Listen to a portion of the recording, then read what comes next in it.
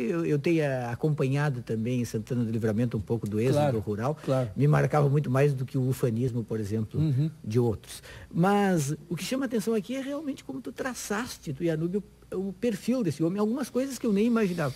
Por exemplo, o fato de que a primeira mulher dele, natural de Quaraí, filha de uma família tradicional, aliás, ele aceitou casar na igreja, ele um ateu um pouco por digamos, concessão, ele que era considerado um comunista e um ateu. Mas essa primeira mulher dele teve um sério problema de saúde mental, né, esquizofrenia, e passou a vida internada.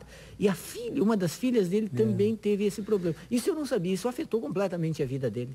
Uma vida marcada pela esquizofrenia, isso, na verdade, a ideia que tu diz. Na verdade,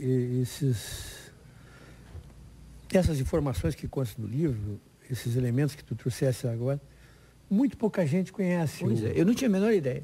Porque ele sempre foi muito discreto, reservado quanto à sua vida pessoal e a esses dramas pessoais que ele viveu, né?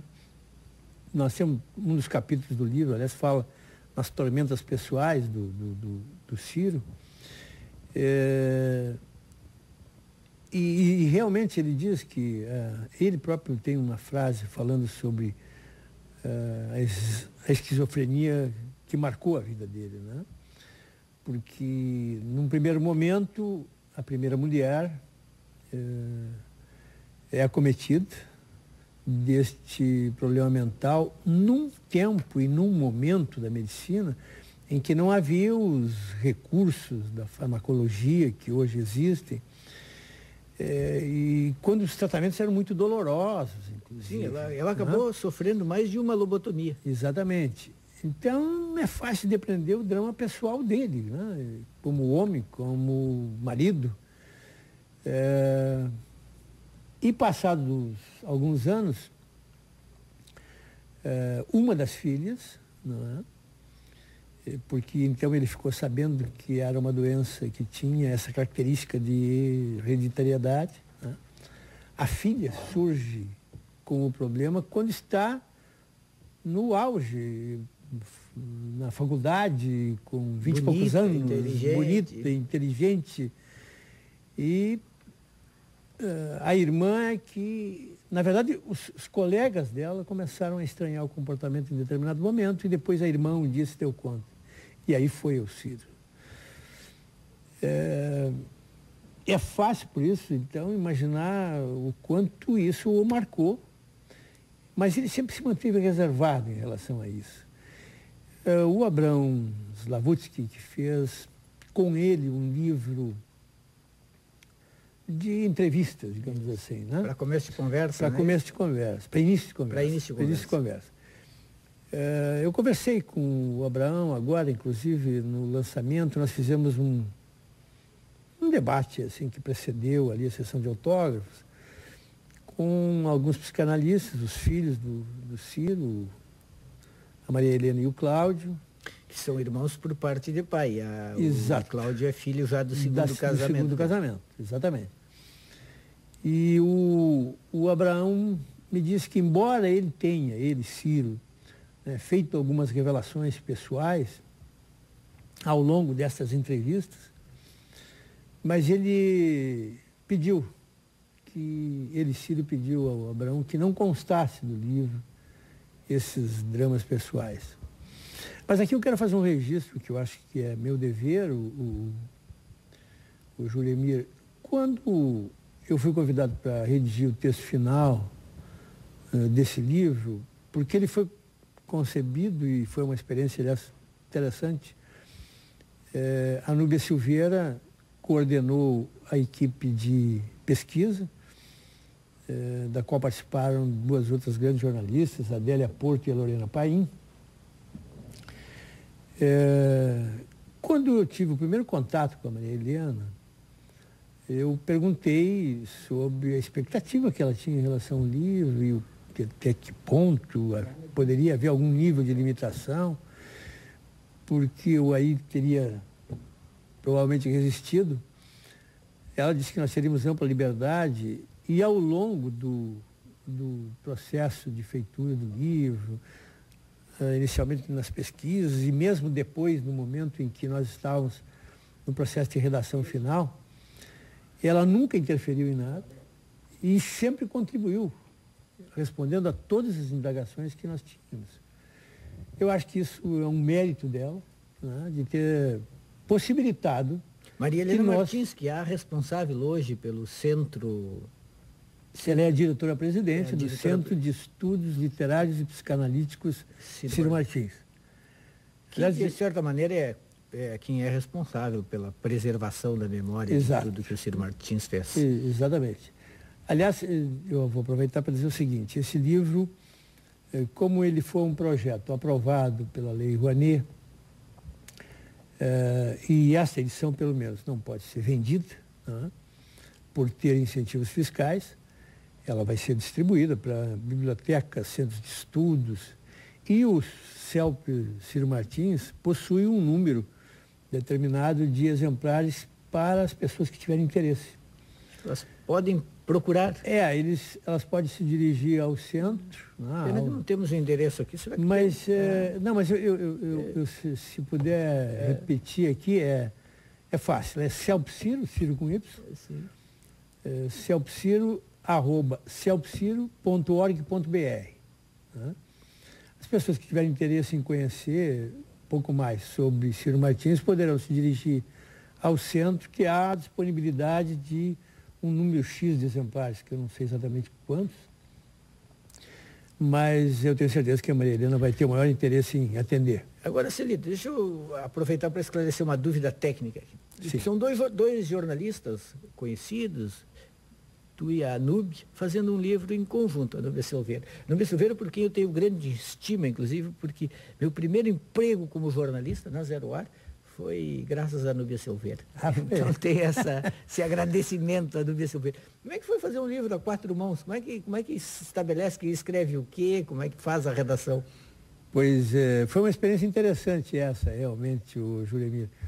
Eu e a Anúbia temos uma relação assim, profissional e de amizade muito longa. A Anúbia, se ela te deu o primeiro emprego, eu dei a ela o primeiro emprego. É assim, isso é uma cadeia. É uma cadeia. Ela começou comigo no Diário de Notícias, né? E sempre fomos muito amigos, sempre fomos parceiros em várias oportunidades. Agora, quando eu estive no governo, ela foi comigo. Enfim. Eu costumo dizer que hoje eu e a Anúbia nos entendemos assim, meio que pelo olhar, né? Com uma frase e tal.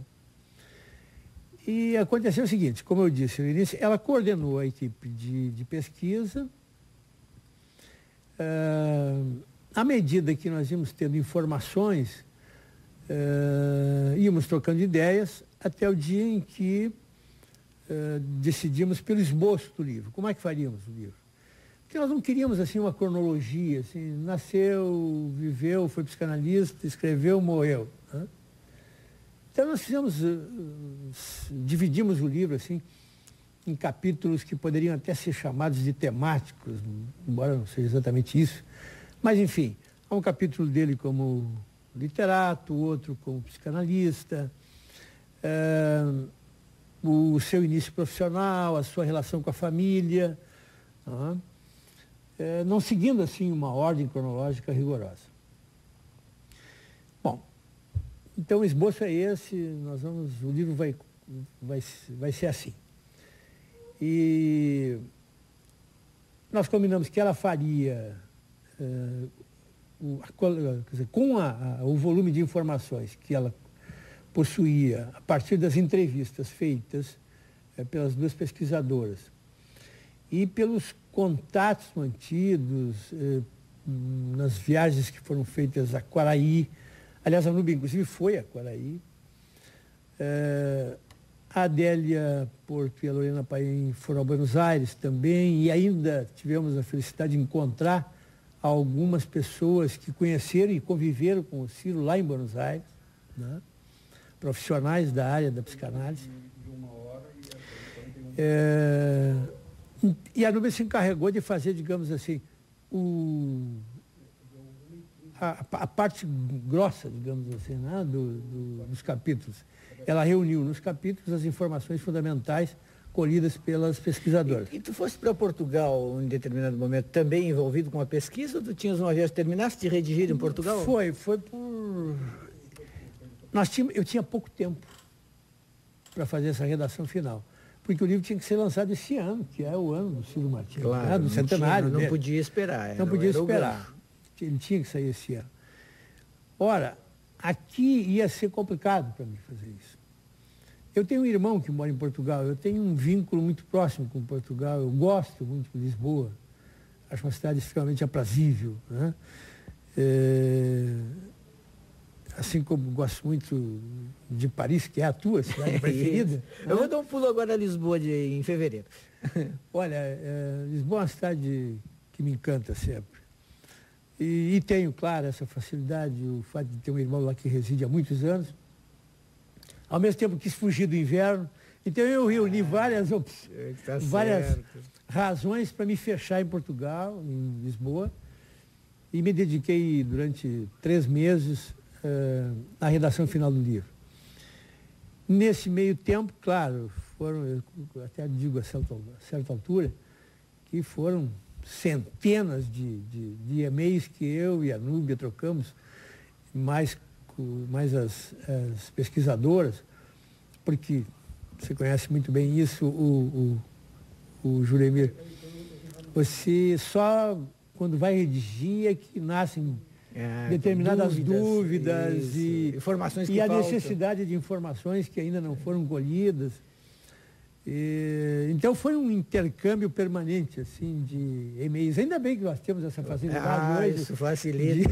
De nos comunicar. E depois de reler a obra toda do Ciro para escrever, aí é aquele momento assim que fica em condição de fazer o balanço. O que tu dizes? A obra de Ciro permanece, está forte, está viva, ela tem atualidade, ela pode ainda encontrar muitos leitores? Para terminar, que o nosso tempo se foi. Não, eu acho, a sensação que eu tenho, Juremir, é assim, como ele não foi um autor, ao contrário de muitos, como tu disseste, né?